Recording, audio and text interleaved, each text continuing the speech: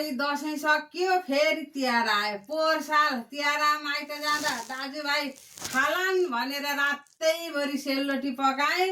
खसीको मासु दसैँको खसी मासु राखेको थिएँ सुकुटी बनाएर त्यो तारे भुटेँ।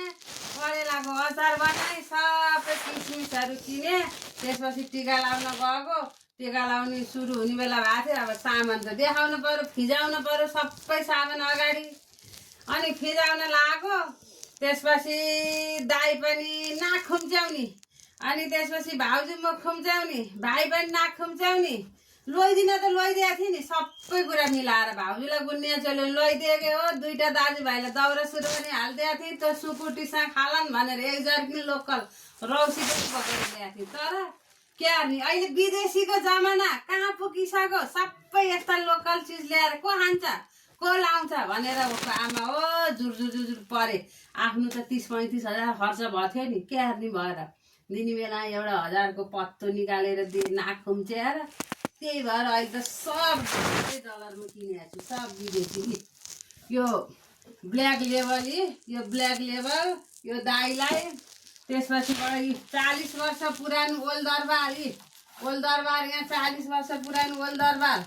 त्यसपछि त्यो अब त्यो रक्सी टक्कै यसमा हालेर खालान् भनेर यो भाँडो पनि त्यहाँबाट दाइलाई र भाइलाई एकवटा आइफोन दुईवटा हालिदिएछ। धेरै त किन्न सकिनँ, दुईजना दुई भाइलाई एकवटा आइफोन। त्यसपछिबाट अब यहाँ किसमिसका पोका दुईवटा। अनि अब यहाँ विदेशी ब्रान्डका बिस्कुट। अब यो महँगो बासाउलान् भनेर फेरि अत्तरी यस्ता महँगो अत्तर यो पनि किनिदिइरहेको छु। दाइलाई एक जोर यस्तो ब्रान्डेड जुत्ता, यो जुत्ता ठुल दाइलाई। अर्को ब्रान्डेड जुत्ता यो भाइलाई, जुत्ता त्यसलाई। भाउजूलाई यहाँ एउटा ब्रान्डेड ब्याग छ, पोहोर मुख फालिन् क्या अरे। त्यही भएर अहिले चाहिँ अब यस्ता महँगा यहाँसम्म डाँडा लाउने जुत्ता हालिदिएको छु। अनि अब कपाल कोरिवरी नुहाइवरी फेरि के टिकाउलान् के बनाउने होलान् भनेर यो पनि भाउजूलाई। अब अर्कोलाई हेर्नु, अर्को यो पनि डलरमा किनेको कुखुराको भाले हो। अब नेपालका कुखुरा भाले नखाने भए दाजुभाइ। अब उनीहरू समयअनुसार परिवर्तन हुन जान्नुपर्छ भने भएर जापानबाट मगाएको थियौँ यो भाले। यो भाले नेपालमा पाइँदैन।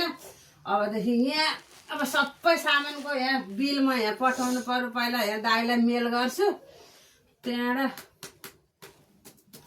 ओल्ड दरबार $25, ब्ल्याक लेबर $15, आइफोन 2000।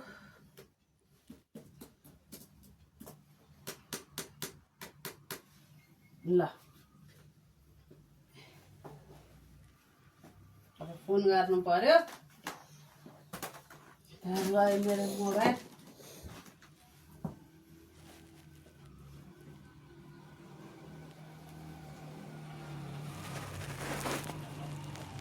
हेलो दाजु नमस्कार।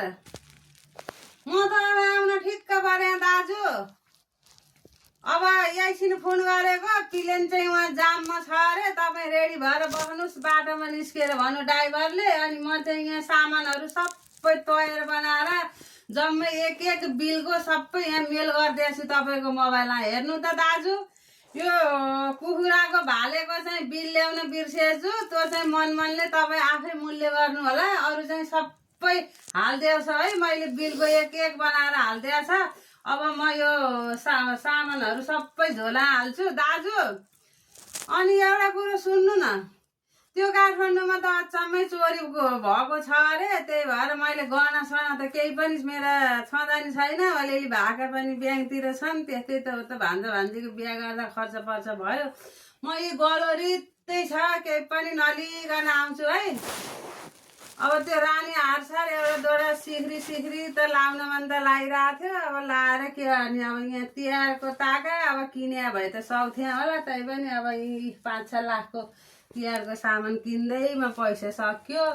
त्यही भएर है दाजु म अब हिँडेँ। ल बाई बाई। अब ल अब सामान मिलाउनु पर्यो।